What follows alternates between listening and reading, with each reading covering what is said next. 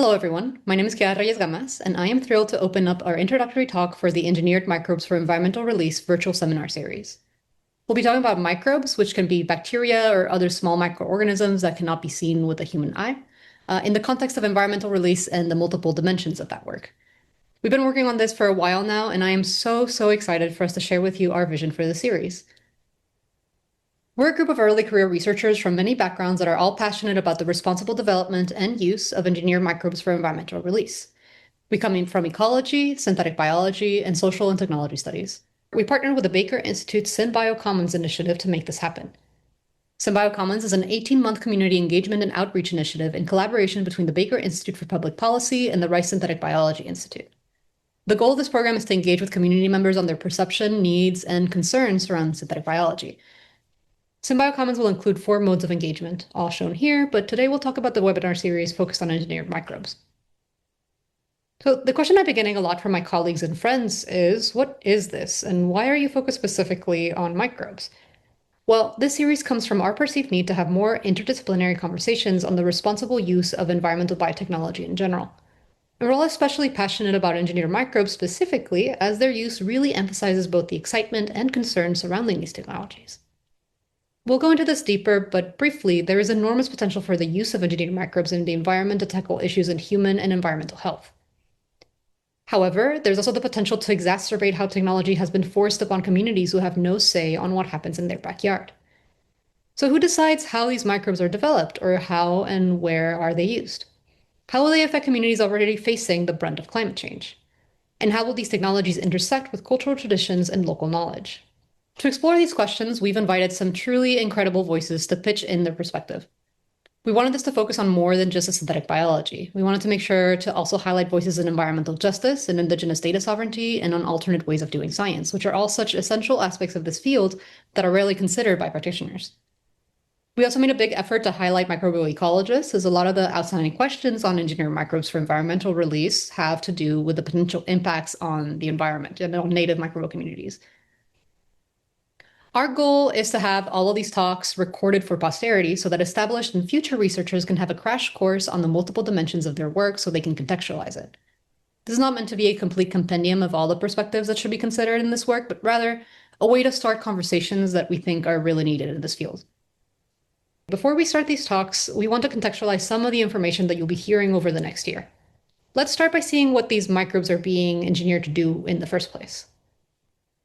In some ways, we've been doing this kind of work for decades, but in other ways, we are at the cusp of a lot of innovation that could have a huge impact on people and the environment. Synthetic biologists are developing solutions in the field for all kinds of applications, including bioremediation, for example, a microbe that can eat oil spills, biomining, extracting useful products from mine waste, environmental microbiome engineering for human and planetary health, for example, better fertilizer replacements for nitrogen fixation, and environmental biosensors, often used for biosecurity or biosafety purposes like detecting TNT in the soil. There are also many agricultural applications being developed. Agricultural uses of engineered microbes for environmental release are especially attractive to biotechnologists and farmers. That's because using an engineered microbe as a fertilizer in a field of non-engineered crops is a way to use these technologies without affecting organic accreditations. As opposed to many engineered crops who are engineered to resist specific herbicides or pesticides, engineered microbes for environmental release are being developed to replace the needs for synthetic altogether. So these applications have a lot of potential, but the release of new organisms into new environments shouldn't be done without considering the environmental context where they will be going into. Let's imagine an example to explain what I mean. Consider an agricultural field that has an engineered microbe applied to it meant to help crops grow. There's microbes that have been engineered and commercialized as fertilizer replacements, as these can help plants uptake nitrogen. This microbe would be sprayed onto an agricultural field, and so we must consider what the effect of spraying this microbe would be on the field's microbial community. But that field doesn't exist by itself. It's part of and surrounded by many ecological communities, like this river here immediately next to the field. You can imagine how that engineered microbe could move into the watershed and then disperse beyond its point of applications in ways that are unexpected. So what will happen then? And what are the implications of these engineered microbes when they're released into the environment on the local, ecological, or evolutionary context? Can we apply principles and lessons learned from the field of ecology? How can we predict or measure whether an engineered microbe is a better competitor against soil microbiomes, or maybe a worse one and die out without being effective? Or how does this new microbe respond to the local microbiome by evolving in response to it, or changing its environment to shift the evolutionary landscape for other species? And in addition to the environmental landscapes in which these technologies may be used, let's step back a bit and talk about the historical context surrounding some of these technologies. The image that you see here is the image of Agent Orange, a toxic defoliant used by the US during the Vietnam War, being sprayed to remove covering in fields, in forests, and to destroy crops. Since then, the country has experienced an increased number of birth defects and other health issues in addition to the disruption of food systems, which continue to this day. In addition, US veterans have also experienced health complications resulting from their exposure to the toxic chemical. As another example, right here in Houston, where we are currently located, Houston, Texas is home to over a dozen Superfund sites, or sites that are heavily contaminated with industrial waste. One example shown in this picture is the Fifth Ward community, which has been designated as a cancer cluster due to a toxic wood preserving chemical that contains carcinogens that was used to treat railroad ties in the area. For years, the community has fought for cleanup of the site and for justice. So as we're developing these technologies, we have to consider the communities that are acutely impacted by the environmental challenges that these biotechnologies aim to address. And so I bring up these examples to emphasize that these environmental technologies should not be removed from the historical environmental justice context that created the need for them in the first place, especially given that microbes have been developed to degrade Agent Orange and other toxic chemicals such as phenol compounds. It is a lot to ask communities to automatically trust scientists and engineers to develop solutions after years of being abandoned by many institutions and also being heavily extracted by them as well. To continue with this requires that we reimagine the ways that we go about research and development, opening up participation and broadening access to this technology. In other words, environmental implications are as social as they are ecological. After all, there are people who live, work, and play on the lands that these environmental biotechnologies may ultimately be released. And while they have the potential to solve pollution and broader sustainability challenges, it is imperative that this technology be developed with and alongside communities. As a result, we should consider not only how this technology shapes the land itself, but also how it shapes our relationship to the land. So when we evaluate the impact that these engineered microbes might have on their environment, we need to go just beyond the performance of a single engineered strain and consider the local ecological and evolutionary contexts, the social ecological systems these points of applications exist in, and the social implications and histories that might interact with how we govern and policy these emerging biotechnologies. Considering everything that Kiara and Alicia just discussed, a key question to explore in this series is what should the governance of engineered microbes for environmental release look like? And at the center of this webinar series is a desire to think through broader notions of governance. Engineered microbes that are released into complex environments will cultivate interactions and relationships, both direct and indirect, with the lived realities of different human and non-human communities in society. Therefore, we don't just want this webinar series to reproduce narrow governance discussions on things like incentivizing technological progress, developing technical risk assessments, and devising product regulations.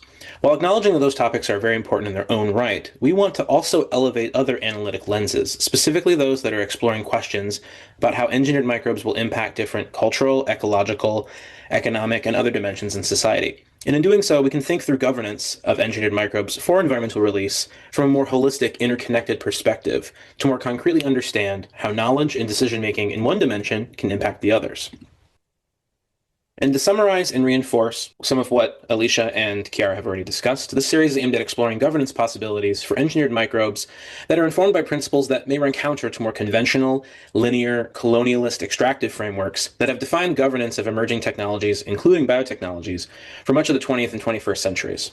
Some principles that we'll explore in this series include proactive and participatory governance systems aimed at promoting circular, resilient systems, prioritizing the rights of nature and centralizing environmental stewardship as integral components of future governance frameworks, expanding risk assessments to include social and environmental dimensions and impacts on equal footing with those of human health and environmental health hazards, and lastly, cultivating accountability and responsiveness to unintended consequences.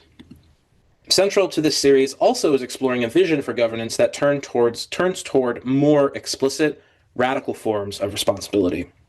This is important, as responsibility in the context of technological development is too often a one-sided, elitist conversation on designing high-level ethical checkboxes and compliance regimes. This series will explore what more radical responsibility and accountability might look like for engineered microbes, a dual-sided coin that puts researchers, developers, and communities in the position to both take action with engineered microbes and also take accountability to manage and rectify reactions, especially in the cases where unintended negative consequences occur. Some of the tenets that will be explored include stewardship and respect for the rights of land and accountability towards harmful environmental disruptions, responsibility to strengthen communities, and accountability for when the safety, security, and stability of communities' culture, people, and livelihoods occur as a result of applying engineered microbes. And lastly, responsibility to respect the organism itself, the engineered microbe, and accountability for when creation and proliferation of new forms of life goes awry. These ideas will be explored and expanded upon to great extent in future series presentations, such as those given by Dr. Rolando Perez and Dr. Riley Tatingfell, and several others as well. With this in mind, what is the vision for the future of environmental biotechnology and engineered microbes? Well, interdisciplinarity will be key.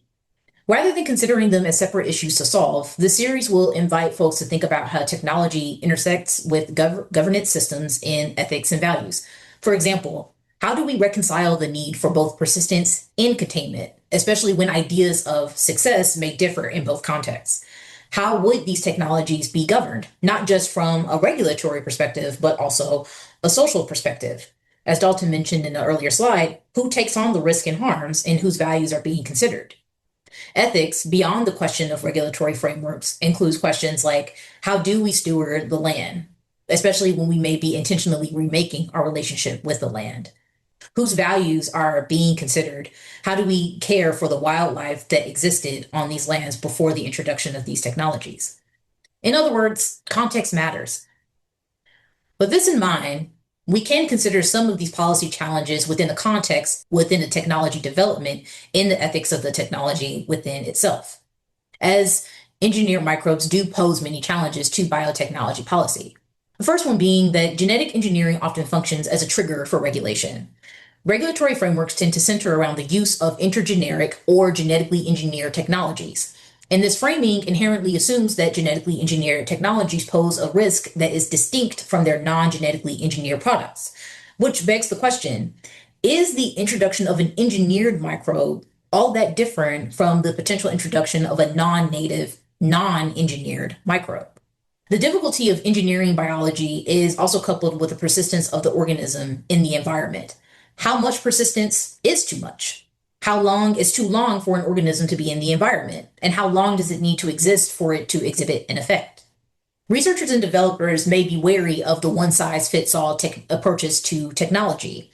Instead, we may need to reconsider our ideas of scaling up technology, as the solution may actually be found in a hyper-local, small-scale context that addresses a specific community need. And then dimensions of risk and risk assessment. And risk assessment can also include who is taking on risk and the harms of the technology. But it's also about identifying it. How likely is the risks to occur?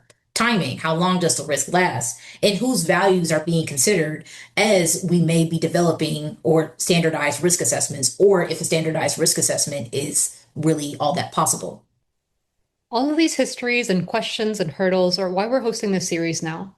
As a synthetic biologist myself, I've been grappling with how to integrate these principles into my own practice and how I'd like my field to be like. We're at an inflection point where we're looking at the possibilities of environmental biotechnology, but also contending with the mistakes of the past and the present. We need to decide how to approach these technologies beyond conventional containment now, before we actually create them. We need to decide on how we want to move forward and do right by the people we work for and have let down. Early engagement in this new field can help us refine the research questions that we're asking and make better solutions that work for more people. And we also need to decide how we even measure net good. We're dealing with issues far beyond the lab and the doctor's office when we're talking about releasing these into the environment. A lot of the reasons that we need to have these conversations now are also selfish. How can we get help from people with deep expertise on their local land and problems to develop solutions with them? Even further, how can we empower communities to find their own solutions to local problems? There are far too many pressing issues that need to be solved, and enabling people to find their own solutions could be a very effective way of doing science. And can we show up for our own communities outside of lab? Or how do we expect to regain their trust if we don't? I think it's time that we remember that there is not a sharp line divide between the scientists and the public. We need to realize that we're also part of the public and that we should work together for our shared interests. To make science that helps people, we need to develop solidarity with the people whose problems we're claiming to solve. And with that, I'd like to thank you for tuning into our introductory talk. If any of this sounds interesting to you, make sure to scan the QR code here or click in the link in the description of the video to stay notified of the latest happenings in the series and to register for the talks as they happen live. These events are all free and open to the public, so please make sure to come. And we want to give a huge thank you to Schmidt Sciences for sponsoring the seminar series and to the NSF for funding some of the lovely people working on it. And thank you also to the Rice University's Baker Institute for Science and Technology Policy and the Symbio Commons for giving us a platform. Thank you to everyone helping organize this series, and we'll see you soon on January 20th as we kick it off with Rice's very own Josh Silberg.